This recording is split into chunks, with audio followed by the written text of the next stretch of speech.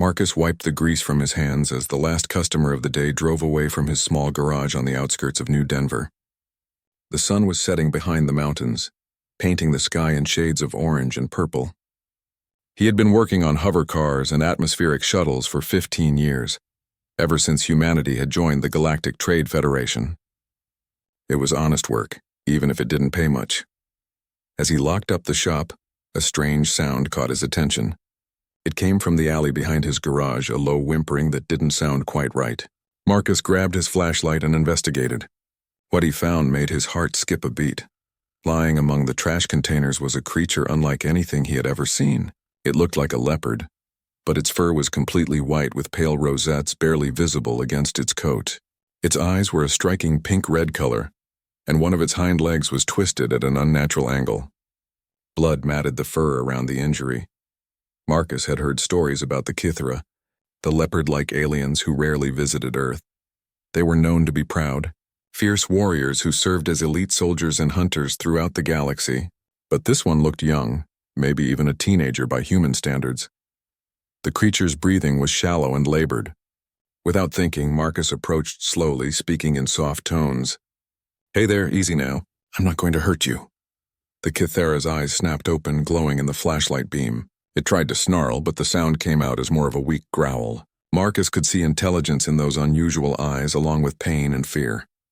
"You're hurt pretty bad," Marcus said, crouching down but keeping his distance. "That leg needs attention, and you're losing blood." The alien tried to stand but collapsed immediately.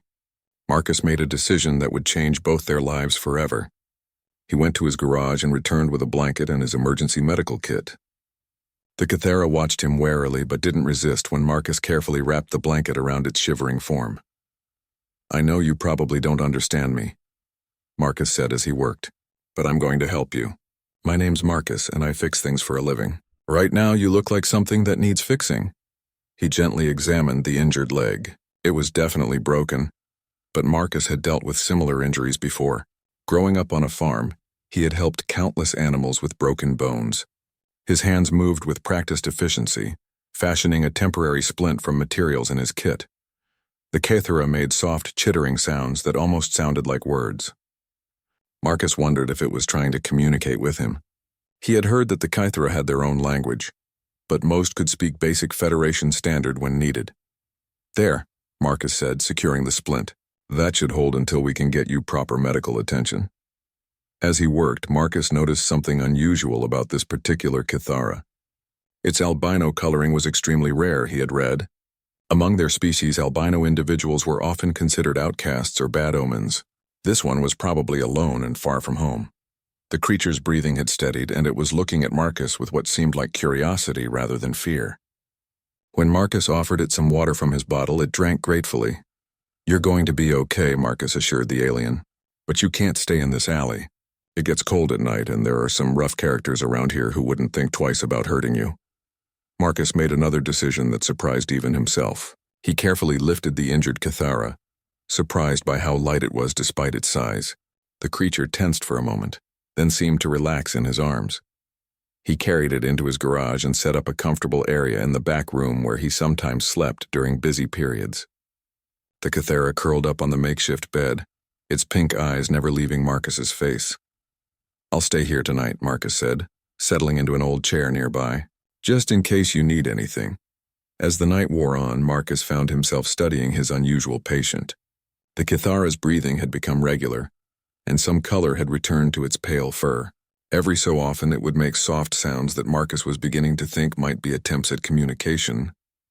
Around midnight, the creature spoke its first clear word in Federation standard. "Thank you." Marcus nearly fell out of his chair. "You can talk." The Kythera's voice was weak but clear. "I understand your words. My name is Zara." "Zara," Marcus repeated. "That's a beautiful name. How did you end up in that alley?" Zara's eyes grew distant. "I was traveling with merchant ship. They discovered what I am, albino. Bad luck, they said. Left me on your world." Marcus felt anger rise in his chest. "They just abandoned you? That's horrible." "Is way of my people," Zara said sadly. "Albino Kythera are not welcome anywhere." Well, you're welcome here, Marcus said firmly. At least until you're healed up. For the first time since he found her, Zara's expression seemed to brighten slightly. You would do this? For a stranger? I'd do it for anyone who needed help, Marcus replied. It's just the right thing to do. As dawn approached, Marcus realized that his simple life as a mechanic was about to become much more complicated. But looking at Zara's grateful expression, he knew he had made the right choice. What he didn't know was that this single act of kindness would eventually ripple across the galaxy, changing not just his own fate but the destiny of entire civilizations. 3 weeks had passed since Marcus found Zara in the alley, and his garage had become an unlikely sanctuary. During the day, he worked on vehicles while Zara rested in the back room. At night, they talked for hours, sharing stories about their vastly different worlds. Zara's leg was healing remarkably well. Marcus had managed to get proper medical supplies from a friend who worked at the veterinary clinic, claiming he was helping an injured earth leopard. The Kithara physiology was surprisingly similar to earth cats, which made treatment easier than expected. Your people, Zara said one evening as Marcus checked her splint. They are different from what I expected. Different how? Marcus asked, adjusting the bandage. In the galaxy, humans are known as newcomers. Young species, not very important. Zara's pink eyes studied Marcus's face. But you helped me when my own kind would not. Marcus shrugged. Maybe that's because we're newcomers. We haven't learned to be cruel yet. Zara made a sound that Marcus had learned was Kithara laughter. Perhaps. Tell me more about your world. Marcus launched into stories about Earth's history, about how humanity had struggled and grown, about their art and music and literature. Zara listened with fascination, occasionally asking questions that showed a quick and curious mind. We had wars, Marcus admitted, terrible ones. But we also had people who chose to help instead of harm, people who chose compassion over conquest. This is not common in Galaxy, Zara said thoughtfully. Most species, they survive by being strong, by taking what they need. Strength isn't just about taking, Marcus replied. Sometimes the strongest thing you can do is give. As the days went by, Zara began moving around the garage more. Her natural grace was returning as her leg healed. She was fascinated by Marcus's work, watching intently as he repaired the various vehicles that came through his shop. You have gift, she observed one afternoon as Marcus finished rebuilding a hovercar engine. Your hands, they understand machines. I've always been good with mechanical things, Marcus said, wiping his hands clean. My dad taught me that everything has a purpose, and if you understand that purpose, you can fix almost anything. Zara nodded slowly. Among my people, I was always different. Not just because of my coloring. I could see patterns others could not. Understand systems. But because I was albino, they didn't give you a chance to show what you could do, Marcus finished. Yes. Exactly. That evening, as they sat in the garage watching the stars through the open bay door, Zara made a confession that surprised Marcus. I am not just any Kithara, she said quietly. My family, they are noble house. Very old, very respected. When I was born albino, it brought great shame. Marcus turned to look at her. Noble house? My grandmother, she is High Huntress of the Kithara Council. My uncle is Fleet Commander. They have much influence in Galactic Federation. Zara's voice grew sad. But none of that mattered when I was born wrong. You weren't born wrong, Marcus said firmly. You were born different. There's nothing wrong with different. Zara's eyes sparkled in the starlight. This is what I mean about your species. You see possibility where others see only problem. The next morning, Marcus was working under a transport shuttle when he heard voices outside his garage. They weren't speaking any Earth language, and the sounds were deep and guttural. His blood ran cold when he heard Zara gasp from the back room. Marcus slid out from under the shuttle to find 3 large figures standing in his garage doorway.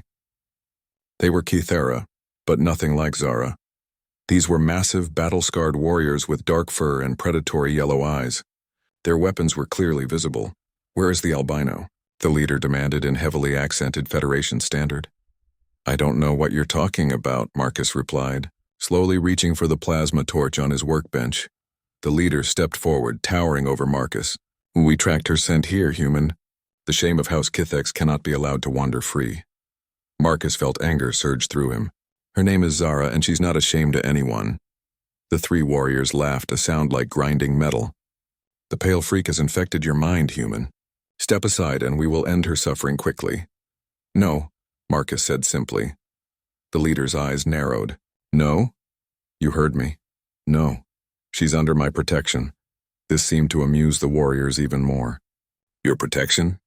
You are nothing. Your species is nothing. Move aside or die with her. Marcus activated the plasma torch, its blue flame casting dancing shadows on the walls. I said no. What happened next surprised everyone, including Marcus. The lead warrior lunged forward, expecting easy prey. But 15 years of working with dangerous machinery had given Marcus quick reflexes and steady nerves. He dodged the clumsy attack and struck back with the plasma torch, leaving a burning line across the warrior's arm. The Kithra roared in pain and rage. The other two moved to flank Marcus, but the confines of the garage worked in his favor. He had spent years moving through tight spaces around vehicles while they were used to open combat.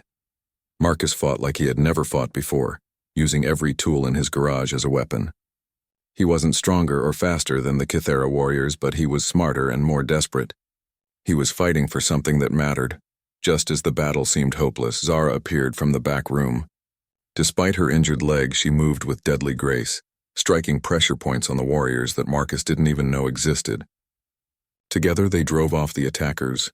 They will return, Zara said, breathing heavily. And they will bring more warriors. Marcus nodded grimly. Then we need to be ready. Zara looked at him with something that might have been respect. You fought for me. Risked your life, why? Marcus smiled despite their danger. Because that's what friends do. For the first time since he had known her, Zara's eyes filled with tears. Friend, she repeated softly. Yes, I understand this word now. After the attack, Marcus knew they couldn't stay at the garage. Within hours, he had packed essential supplies and contacted someone he had never expected to call for help. His brother Jake, who worked security for the Earth Defense Force. You're harboring what now? Jake's voice crackled through the secure communicator. A Kithera refugee, Marcus explained. She's being hunted by her own people because she's different. There was a long pause. Marcus, you realize this could cause a diplomatic incident? I realize that if I don't help her, she's going to die. Another pause. Where are you now? Marcus gave their location. The abandoned mining facility in the mountains where Zara could recover without being detected. Jake arrived 3 hours later with 2 other EDF officers. But Marcus was surprised to see they weren't there to arrest anyone. My brother always was too soft-hearted for his own good, Jake said, but he was smiling as he shook Zara's hand. I'm Jake Chen. Marcus has told me quite a bit about you. Zara studied the human soldiers carefully. You are not here to capture me. Actually, we're here to offer you something better, said Captain Rodriguez, one of Jake's companions. Protection and possibly a job. Marcus looked confused. A job? Captain Rodriguez nodded. The EDF has been monitoring communications from various alien species. There's something happening out there, something that has a lot of governments worried. We've been picking up chatter about other refugees, other outcasts from different species who are being hunted or abandoned. What kind of chatter? Zara asked, her pink eyes sharp with interest. Stories like yours, Rodriguez replied. Individuals who don't fit into their society's expectations, who are being cast out or worse. There's a Zephyrian scientist who was exiled for questioning their caste system, a group of Manthari workers who were condemned to death for organizing labor protests, even some humans who spoke out against corrupt colonial governments. Jake picked up the explanation. What's interesting is that many of these outcasts are ending up on Earth or human colonies. It's like we're becoming a refuge for the galaxy's unwanted. Marcus felt a chill of understanding. And the established powers don't like that. Exactly. We think there's going to be pressure on humanity to stop accepting refugees, maybe even demands that we turn over the ones we've already taken in. Zara's fur bristled slightly. My people. House Keethex has much influence. If they demand my return, that's where you come in, Captain Rodriguez said. We need someone who understands how these alien power structures work. Someone who can help us identify who's really a refugee and who might be a threat. Marcus looked between his brother and Zara. You're asking her to spy on her own people. I'm asking her to help. Protect people who need protection, Rodriguez corrected, and to help humanity navigate a very dangerous situation. Zara was quiet for a long moment, her claws extended in thought. Finally, she spoke. There is something you should know about what is happening in the galaxy. The refugee situation, it is not accident. What do you mean? Jake asked.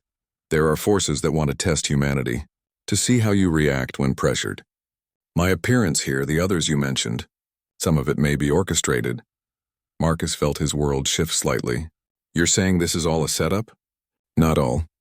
My situation is real. But there are others who use real suffering for their own purposes. Zara's eyes grew distant. There are species in the galaxy who fear humanity's growth. Your expansion, your acceptance of others, your different way of thinking.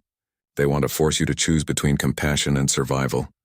Captain Rodriguez leaned forward. Do you have proof of this? I have knowledge, names, communication codes. Before I was abandoned, I overheard conversations. Zara hesitated. But sharing this information would make me true traitor to Kythera. Marcus put a gentle hand on her shoulder. You said it yourself, they abandoned you. You don't owe them anything.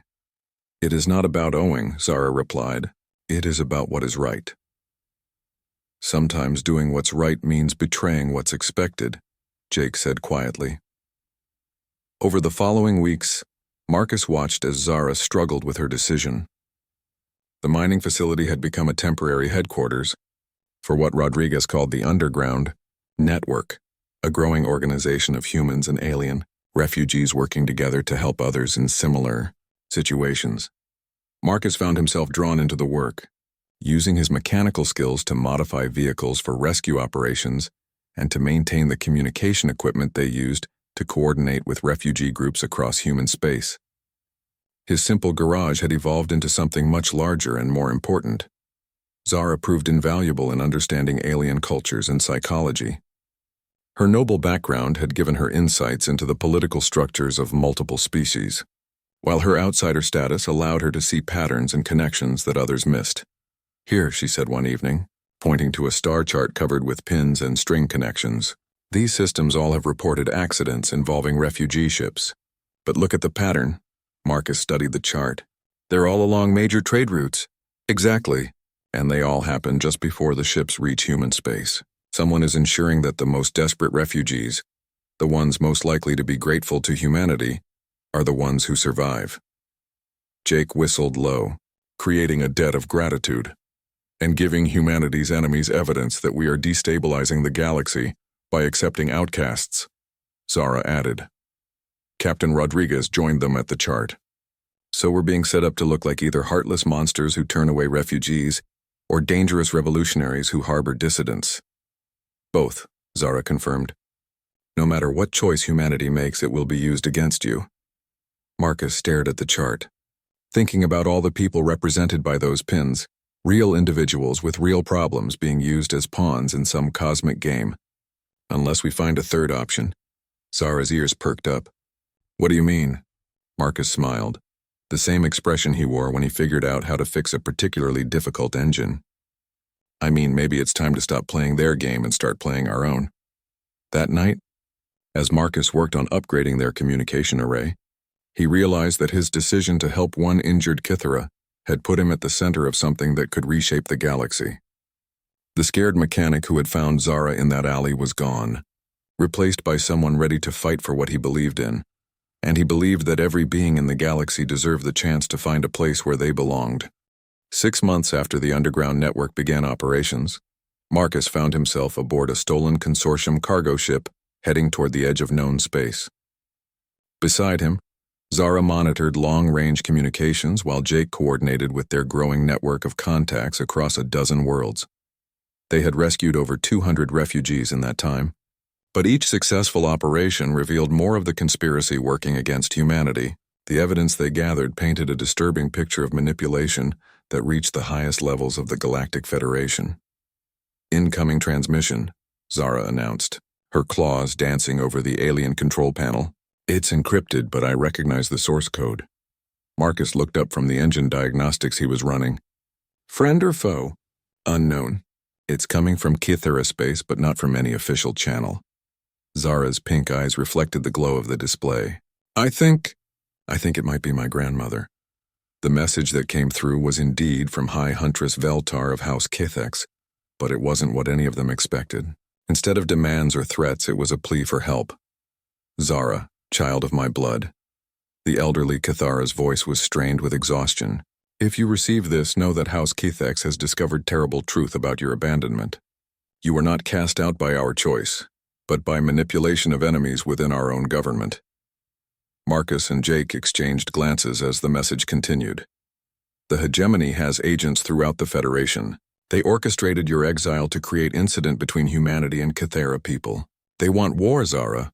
They want to force humanity to choose between survival and their principles. Zara's hands shook as she translated additional parts of the message that were in pure Kithara. She says there's going to be a vote in the Federation Council. A resolution to declare humanity a destabilizing influence and restrict human expansion. They have evidence of our refugee operations, twisted to make it look like we're building an army of dissidents. When? Jake asked. 2 weeks. And if the vote passes? Zara's voice trailed off. What happens if it passes? Marcus prompted. Economic sanctions first, then isolation protocols. Eventually, if humanity refuses to comply, military action against human colonies. Marcus felt the weight of responsibility settle on his shoulders. His simple act of kindness had grown into something that could determine the fate of his entire species. There's more, Zara continued, reading the rest of the message. My grandmother wants to help, but she cannot act openly. Too many Cathara have been influenced by hegemony propaganda. She's arranged for us to meet with other sympathizers from different species. The meeting took place on a neutral space station in the Veil Nebula, chosen because its natural interference made electronic surveillance nearly impossible. Marcus was amazed to find himself sitting across a table from representatives of 6 different species, all of whom had been secretly opposing the conspiracy. Dr. Thexani, the exiled Zephyrian scientist they had heard about, was there with detailed analysis of communication patterns that proved the hegemony's involvement. 3 Manthari labor organizers brought evidence of how their protests had been deliberately escalated to justify harsh crackdowns. Even a human colonial administrator who had been forced to resign for excessive tolerance of alien refugees had made the dangerous journey. The pattern is clear, Dr. Thexani explained, her crystalline features reflecting the station's dim lighting. The hegemony has spent decades identifying individuals in each species who represent change, growth, or cooperation with others. They systematically remove these voices, leaving only those who support isolation and conflict. One of the Mantari, whose translator gave his words a mechanical cadence, added, "They fear what you humans represent, not your technology or your military power, but your ideas. The concept that different species can work together as equals." Marcus found his voice. So what do we do about it? High Huntress Veltar, attending the meeting via secure hologram, spoke with the authority of centuries. We give the Federation Council evidence they cannot ignore, but it must come from unimpeachable sources and it must be presented at exactly the right moment. The vote is in 12 days, Jake pointed out. That's not much time. It's enough, Zara said, studying the data they had compiled. But we'll need to coordinate perfectly, and we'll need someone on the inside of the hegemony operations. Dr. Thexani's crystalline form seemed to brighten. I may be able to help with that. Before my exile, I had contacts in the Hegemony Research Division, scientists who were uncomfortable with how their work was being used. Over the next week, their makeshift alliance worked around the clock. Marcus used his mechanical expertise to build untraceable communication devices that could penetrate hegemony security. Zara coordinated intelligence-gathering operations across multiple star systems. Jake organized human military assets to provide protection for their sources. The breakthrough came 3 days before the vote. Dr. Thexani's contact within the hegemony delivered a complete archive of communications between hegemony leadership and corrupted Federation officials. The evidence showed years of manipulation, assassination, and psychological warfare designed to push the galaxy toward species-based conflict. But as they prepared to transmit the evidence to the Federation Council, they discovered they were walking into a trap. Hegemony ships are moving to intercept our transmission, Jake reported from the bridge of their commandeered vessel. They know what we're planning. Marcus looked around at his unlikely crew of rebels and refugees. 6 months ago, he had been a simple mechanic. Now he was at the center of a battle for the soul of galactic civilization. Zara, he said, making a decision that surprised even himself. Can you get us to the Federation Council chamber? The security around the council station is impossible to penetrate, she replied. Marcus smiled. For a military assault, maybe. But what about a repair job? Zara's eyes widened as she understood. The council station's main power systems are due for scheduled maintenance. If someone were to cause a cascade failure in the right systems, they'd need an emergency repair crew. Jake finished, grinning. And emergency crews don't get the same security screening as visitors. Dr. Thexani's crystalline form pulsed with what Marcus had learned was Zephyrian excitement. The maintenance schedules are public record. We could time our breakdown to coincide with the vote. As their ship changed course toward the Federation Council Station, Marcus realized that they were about to attempt something that could either save galactic civilization or destroy it completely. The stakes couldn't be higher, and everything depended on the skills of a human mechanic who had once thought his biggest challenge was rebuilding hovercar engines, but looking around at his companions, beings from different worlds united by shared principles, Marcus felt ready for whatever came next. They had built something unprecedented, a true partnership between species based on mutual respect rather than dominance. Now they just had to survive long enough to show the galaxy what they had created. The Federation Council chamber was the largest enclosed space Marcus had ever seen, capable of holding representatives from over 300 species. Tier upon tier of seats rose toward a domed ceiling that displayed real-time images of space, giving the impression that the chamber itself floated among the stars. Marcus crouched inside a maintenance shaft directly above the chamber floor. His tools spread around him while he worked to repair systems that he had carefully sabotaged 3 hours earlier. Below him, the debate about humanity's fate was reaching its climax. The humans have shown a disturbing pattern of interference in the internal affairs of member species, declared Ambassador Krelthak of the Hegemony, his reptilian voice echoing through the chamber. They harbor dissidents, encourage rebellion against lawful authority, and destabilize established order. Through his communicator, Marcus heard Zara's voice from her position in the chamber's communication center. The Hegemony delegation is broadcasting false data to support their claims. I'm ready to override their transmission on your signal. Jake's voice crackled from the security station where he had positioned himself as backup technical support. Council security is getting suspicious of our maintenance story. We need to move soon. Marcus worked faster, his hands steady despite the pressure. He had spent the morning studying the chamber's holographic projection system, learning how to access it from the maintenance networks. Everything depended on perfect timing.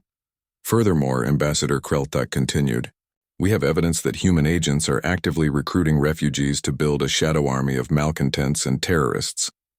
The human ambassador, a dignified woman named Sarah Chen who happened to be Jake's aunt, stood to respond.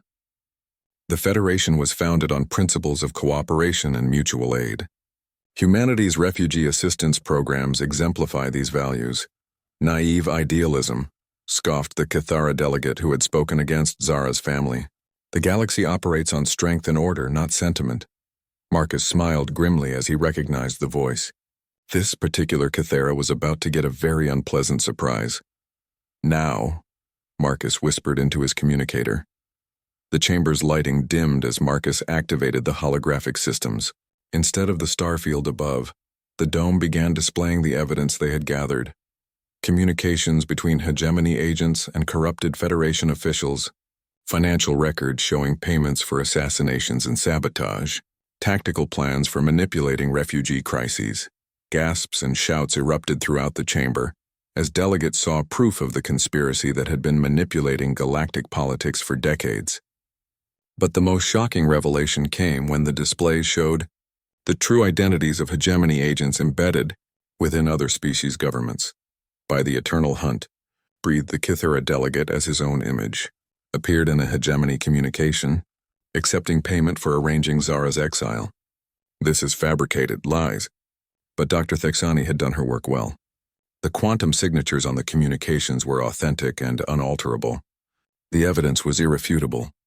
High Huntress Veltar's voice rang out from the Kithara delegation section. The evidence confirms what House Kithex has suspected. We have been manipulated, all of us, into conflict with humanity. Ambassador Krelthak was shouting orders to his security forces, but the chamber's systems were now completely under Marcus's control. Every display screen, every communication channel, every data feed was showing the truth about the hegemony's operations. Security forces are moving toward the maintenance areas, Jake warned. You need to get out of there. Marcus was already moving, but he had one more card to play. As hegemony agents tried to storm the chamber, Marcus activated the chamber's emergency protocols. Security barriers slammed down, trapping the corrupted delegates with the evidence of their crimes. Citizens of the Federation, Marcus's voice echoed through the chamber's communication system as he spoke into his portable transmitter. What you're seeing is the truth about the forces that have been trying to divide us. For too long, we've been told that different species can't work together, that cooperation is weakness, that we must choose between survival and compassion. Marcus crawled through the maintenance shafts as he continued speaking, making his way toward the rendezvous point where Zara waited with their escape ship. But I've seen what happens when different species truly cooperate. I've worked alongside Cathera warriors, Zephyrian scientists, Menthari organizers, and humans from across the colonies. Together, we've saved lives, exposed corruption, and built something new. Security forces had breached the outer maintenance areas, but Marcus had planned his route carefully. Years of working in cramped spaces around dangerous machinery had prepared him for this moment. The choice before you isn't between humanity and the other species of the Federation. It's between those who profit from division and those who believe in unity, between those who see difference as weakness and those who see it as strength. Marcus dropped through a service hatch into the docking bay where Zara had their ship ready for immediate departure. But as he ran toward the vessel, he found their escape route blocked by hegemony security forces. "Surrender, human," commanded the lead agent. "Your interference ends here." Marcus looked at the weapons pointed at him, then at Zara visible through the ship's viewpoint, her pink eyes wide with concern. He thought about the albino Kithera he had found broken and abandoned in an alley, and about how far they had both come. "You're right," Marcus said, raising his hands. "My interference does end here." The security agents relaxed slightly, thinking he was surrendering. They didn't notice that Marcus was holding a small device in his raised hand, or that Zara was no longer visible in the ship's window. "Because now it becomes something bigger," Marcus continued, and pressed the device. The lights in the docking bay went out as Zara, who had used the distraction to slip out of the ship and position herself behind the security forces, struck with the deadly precision of her people. But instead of killing, she used pressure point techniques that merely incapacitated. "I learned much about mercy from humans," she said, as Marcus joined her, stepping over the unconscious guards. As their ship lifted off from the council station, Marcus watched through the rear view screen as other vessels began launching. Ships from dozens of species, all carrying delegates who had seen the evidence and chosen to stand with the truth. "The vote?" Marcus asked. Zara's ears were twitching with what he had learned was barely contained excitement. 312 species voted to condemn the hegemony conspiracy. 47 abstained. Only 8 voted to support the anti-human resolution. Marcus slumped in his seat, exhaustion finally catching up with him. "So we won?" "We survived," Zara corrected. "The real work begins now, building the kind of galaxy we've shown is possible." As they entered hyperspace, heading toward a rendezvous with the other refugee ships that had become the foundation of their new alliance, Marcus realized that his simple act of helping an injured alien had indeed changed everything. But more importantly, it had shown the galaxy that change was possible. The scared mechanic and the abandoned Cathara had become symbols of something larger than themselves. They had become proof that the universe's greatest strength lay not in the power to conquer, but in the courage to care. 2 years after the council chamber incident, Marcus stood on the observation deck of Haven Station, the first truly integrated multi-species colony in galactic history. Through the transparent aluminum windows, he could see construction crews working on the expansion projects. Humans worked alongside Cathara, Zephyrians collaborated with Menthari, and species that had been enemies for centuries now shared common goals. "The agricultural domes will be completed next month," Zara reported, joining him at the window. Her leg had long since healed completely, leaving only a small scar as a reminder of that night in the alley. "The Menthari have developed new growing techniques that will increase our food production by 40%. Marcus nodded, still amazed by how much their small rebellion had grown. What had started as a refugee assistance network had evolved into something unprecedented, a voluntary alliance of species working together as equals, with no single government or military force in control. "Any word from the Federation Council?" Marcus asked. "Ambassador Chen reports that 12 more species have formally requested to join our cooperative. The hegemony's influence continues to decline as more evidence of their manipulation comes to light."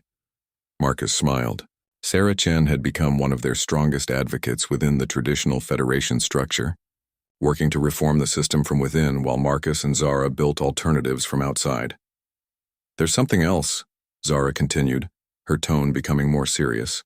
"We've received a communication from the Outer Rim territories. There are reports of a new threat, something that makes the hegemony conspiracy look small by comparison." Marcus turned to face her fully. "What kind of threat?" "Unknown ships have been attacking isolated colonies and research stations.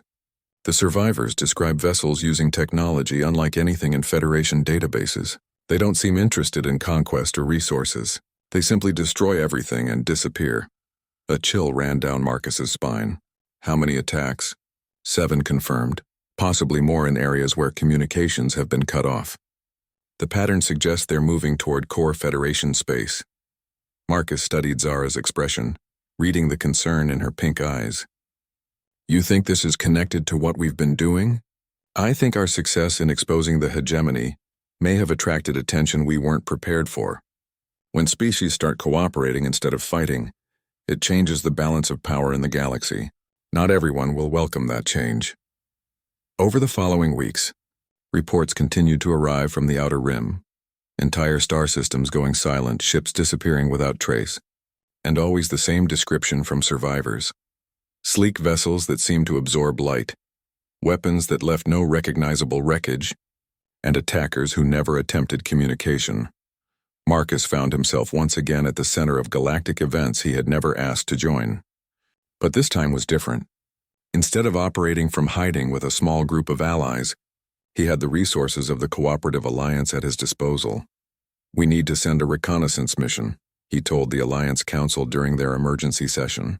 Representatives from 37 species attended the meeting, some in person and others via hologram.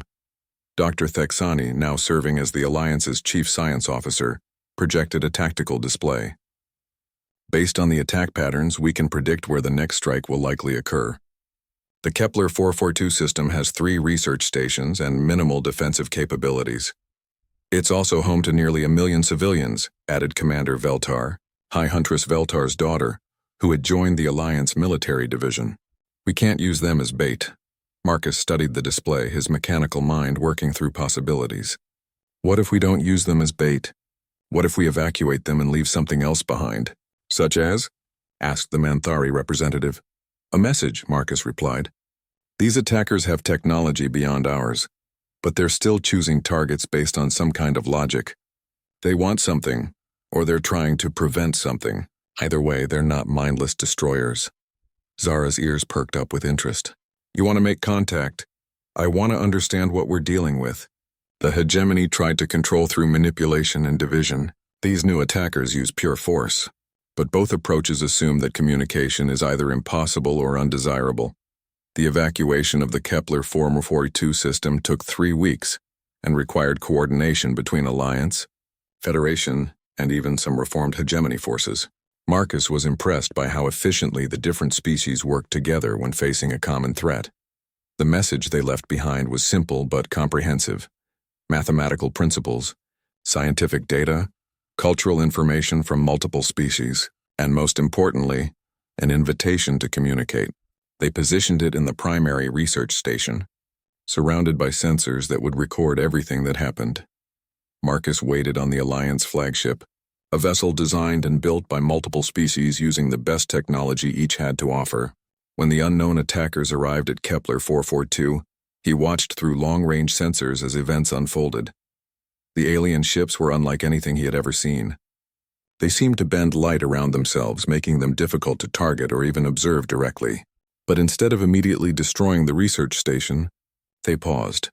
"They're scanning the facility," reported the sensor operator, a young Zephyrian named Keksani who was Dr. Thexani's niece. "How long?" Marcus asked. 17 minutes and counting. That's longer than they've spent at any previous target.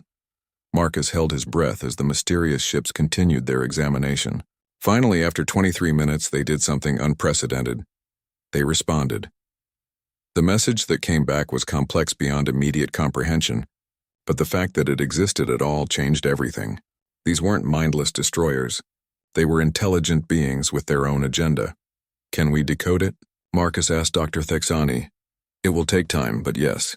The mathematical foundation is unlike anything we've seen, but mathematics is universal. They're definitely trying to communicate. As the Alliance's best linguists and scientists worked to decode the message, Marcus found himself thinking about patterns. The hegemony had tried to divide species through fear and manipulation. These new aliens seemed to be testing something through force and destruction. Zara, he said suddenly. What if they're not enemies? She looked at him with surprise. They've destroyed 7 systems. The hegemony manipulated us for decades, causing far more death and suffering. But their goal wasn't destruction for its own sake. They wanted control.